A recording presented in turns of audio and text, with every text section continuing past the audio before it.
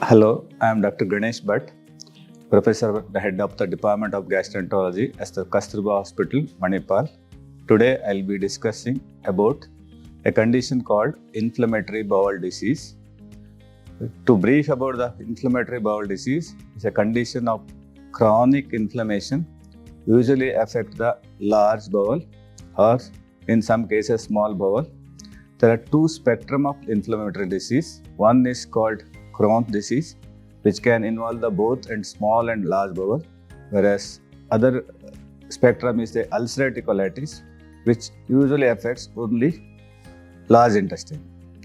In ulcerative colitis, the common symptoms are altered bowel habit or increased frequency of the stool with blood in the stool and mucus, whereas in Crohn's disease, usually the patient presents with pain, significant anorexia, weight loss with altered bowel habits. Usually bleeding is less common in Crohn's disease. To come to the point of what causes inflammatory bowel disease, there is no clear-cut answer for that. In certain genetically susceptible people with change in lifestyle, including some dietary factor, can cause inflammatory bowel disease. To come to the how we diagnose it, usually it's based on symptoms. Along with doctor may do some blood test which confirm that there is some inflammation or ulcer in the body, which includes hemoglobin, CRP and albumin. Some patient stool test, some special test called fecal calprotectin will support the diagnosis. To confirm further, doctor may advise a radiological test like CT or MRI in Crohn's disease, whereas in ulcerative colitis, a colonoscopy or a sigmoidoscopy will confirm the diagnosis. When we do a colonoscopy or a sigmoidoscopy, we take biopsy also to confirm that it is inflammation of the bowel disease, inflammatory bowel disease, not infection like tuberculosis. Once we diagnose this inflammatory bowel disease, depending on the severity, we decide which medicines to be used. To come to the ulcerative colitis, if it is mild disease, we use a drug called mesalamine, either oral tablet or rectal suppositories, depending on the site of involvement. And in moderate disease, we may advise steroid.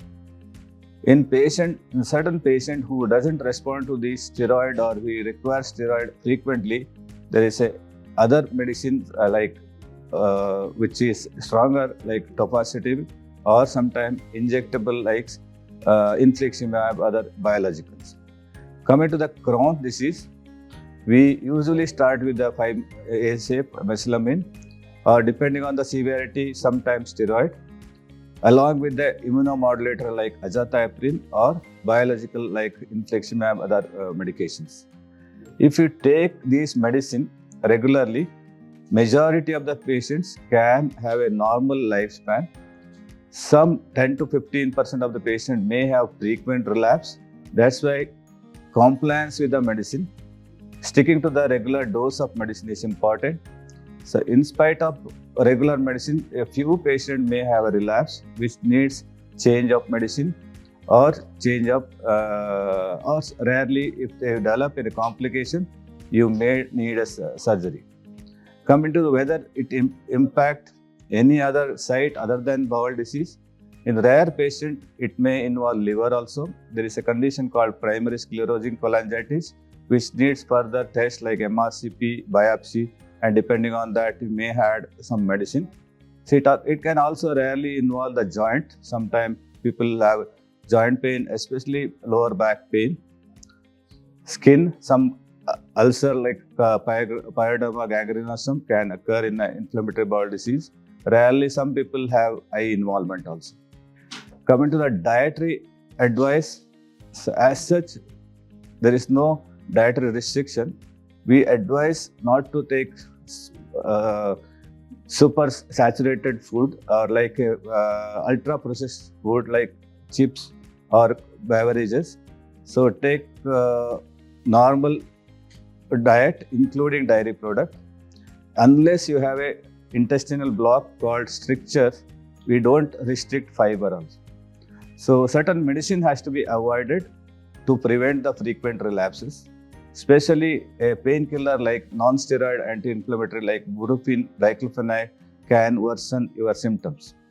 So most of the patients skip medicine or stop the medicine either fearing the side effect or due to cost.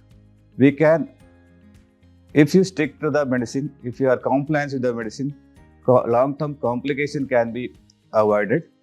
Otherwise, you may have a complication like stricture, perforation, or severe bleeding, which may land you in surgery. In spite of this, 90% of the patient can be managed with the medicine, but on a long term, it may be 10 to 15% patient may require surgery due to some complications. So as this is a chronic inflammatory disease, sticking or compliance with the medicine is important. So my advice is certain lifestyle changes, including diet, avoiding certain medication like painkillers, and sticking to the medicine can significantly improve your symptoms. We can have a normal lifespan or quality of life.